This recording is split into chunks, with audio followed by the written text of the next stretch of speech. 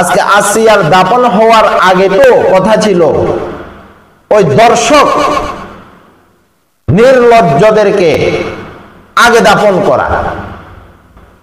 আর যদি ওই নির্লজ্জদেরকে, ওই দর্শকদেরকে যদি আসিয়ার দাপনের আগে যদি বাংলার মাটিতে যদি দাপন করা হতো, তাহলে দ্বিতীয়বার কোনো আসিয়া এই দেশে আর দর্শিতা হতো না।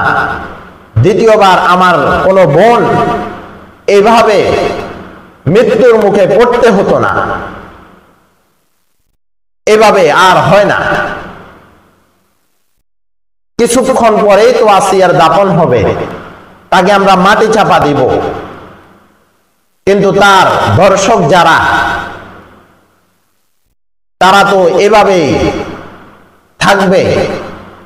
কিন্তু প্রয়োজন ছিল ওই দর্শকদেরকে আসিয়ার দাপন হওয়ার আগে মানুষের সামনে তাদেরকে দাপন করা, তাদেরকে পাশের কাঠগোড়ায়, পাশের রশিতে তাদেরকে ঝুলানো।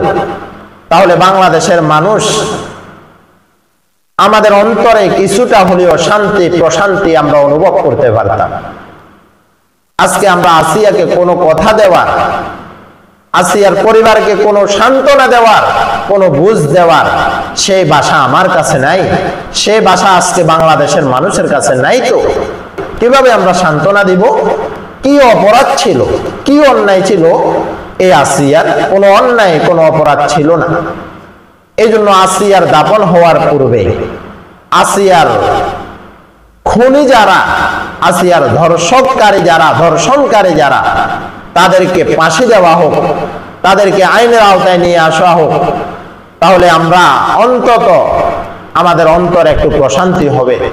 পরিশেষে এতটুকু আল্লাহর কাছে দোয়া করব, আল্লাহ যেন আসিয়ার পরিবারকে সবরে জামিল দান করে। আমাদের যাদের রক্তক্ষরণ হচ্ছে, আল্লাহ যেন পুরা বাংলাদেশের মানুষকে ধৈর্য ধারণ করার তৌফিক দান করে।